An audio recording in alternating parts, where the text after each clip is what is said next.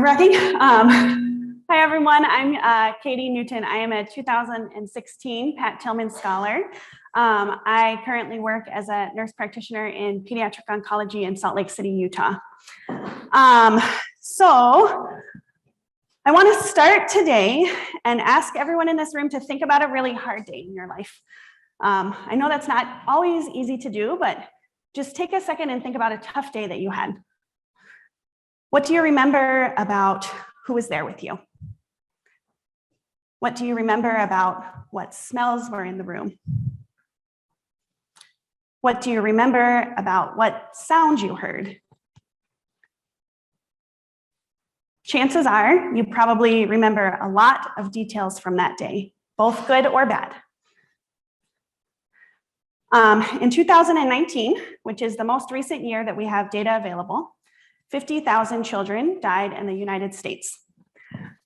I know that there are a lot of people in this room who are parents, but I think even for those who aren't, it's not really arguable that losing a child is among the hardest things that can happen to a person. However, in most places in the United States, when your child is going to die, parents are left with two options. You can either take your child home or you can go back to the hospital. I want to change that, at the very least within the state of Utah. This is Helen House.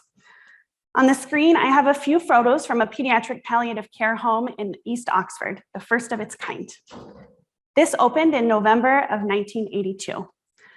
It was started by Sister Frances Dominica, who met this young girl named Helen, who had a severe and irreversible brain injury after surgery to remove a brain tumor. And she developed this friendship with the family and really got to know them very well. And on a lot of occasions would look after this little girl so that her parents could have some respite and take a break. From that, this idea of a pediatric palliative care home model started. Since that time, there are now over 50 homes like this in the United Kingdom. There are 8 in Australia. There are 5 in Canada. But in the United States, we only have 3. On this screen, I've shown pictures from the 3 that we do have. So in California, the very first one to open was in 2004 in San Leandro, California. Ryan House here opened in 2010. And most recently, Crescent Cove in Brooklyn Center, Minnesota was the most recent one to open. I want to bring this model to Utah. What these homes provide is unlike anything currently available to parents with life-limiting illnesses, parents of children with life-limiting illnesses. The bulk of the care provided in these homes is respite care. These palliative care homes provide a home away from home for special needs children. It gives parents who are typically providing 24/7 around-the-clock care for their child, getting up at 2 in the morning to turn them and run feeds and do all of these different cares, a place that they can take their children that is fun for them with qualified staff where they can have a good time and parents can take a much needed respite. But it's also like a vacation for these kids because there's art therapy and swimming therapy and music therapy and just everything that they need to thrive in their environment.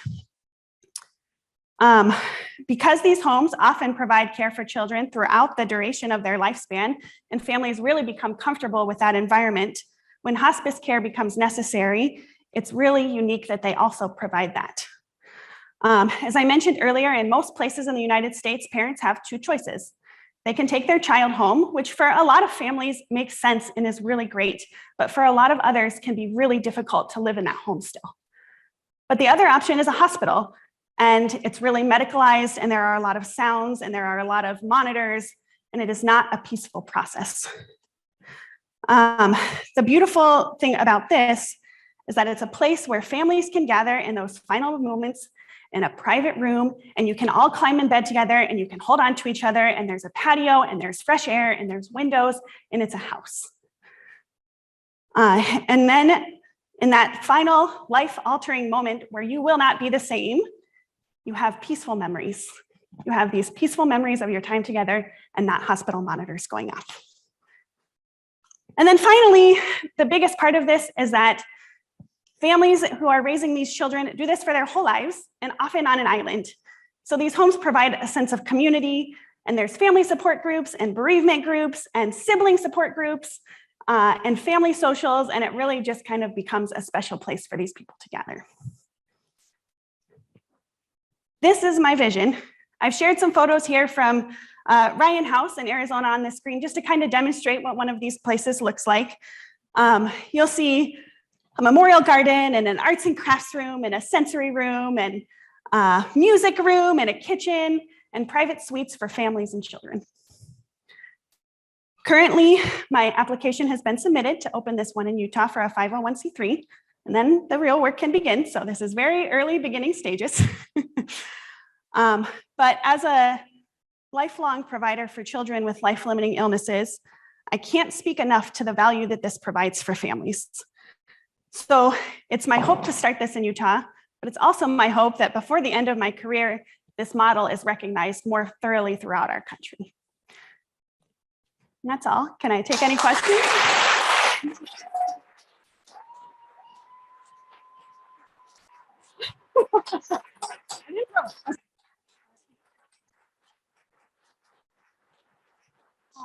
Can I take a couple questions?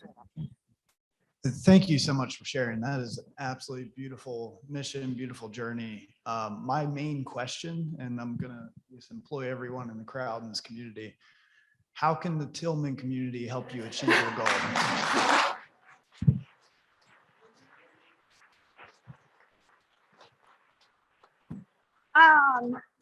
That's a great question that I needed to give a lot more thought to before I was on this stage. So I have a nursing background. I have literally no idea what I'm doing, right? So I'm lucky that a couple of scholars who live in the state of Utah have been really supportive in helping me build those connections there. But if you have insight in the nonprofit space or in healthcare space or hospice space or anything like that, then let me know because I want to talk to you. That's a great question. I am on Tillman Connect. I'm on the Facebook page. My name is Katie Newton. I should have put my email address up there. All right.